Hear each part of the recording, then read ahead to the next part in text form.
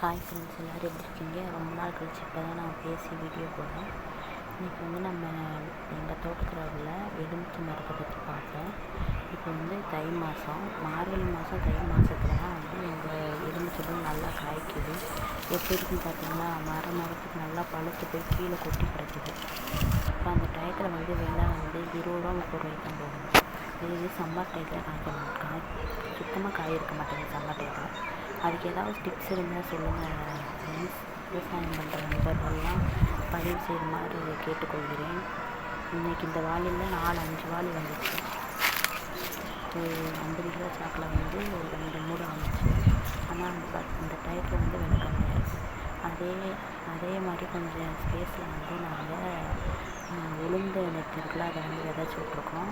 அது இப்போ தான் 2-3 இலை விட ஆரம்பிச்சிருக்கு. கொஞ்சம் பெருசாக ஆனோடனே காமிக்கிறோம்.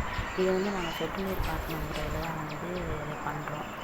இந்த வட்டம் பண்ணி பார்க்கலாம் அப்படின்னு சொல்லிட்டு சொட்டு நீர் பாசன முறையில் உளுந்து விதைச்சி விட்ருக்கோம். இந்த சைடு ஸ்ப்ரே பண்ணுற மாதிரி இருக்கும். இது சொட்டு நீரில் கத்திரிக்காய் சாகுபடி பண்ணுறோம்.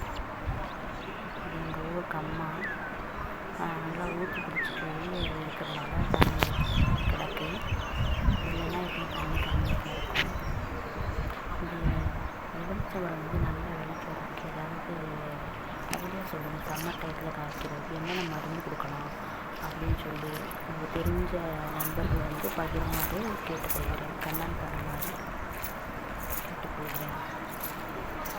தேங்க்யூ ஃபார் வாட்சிங் ஃப்ரெண்ட்ஸ். என்னென்ன மருந்து கொடுக்கலாம், என்னென்ன உரம் போடலான்னு கொஞ்சம் தெரிஞ்சால் சொல்லுங்கள் ஃப்ரெண்ட்ஸ்.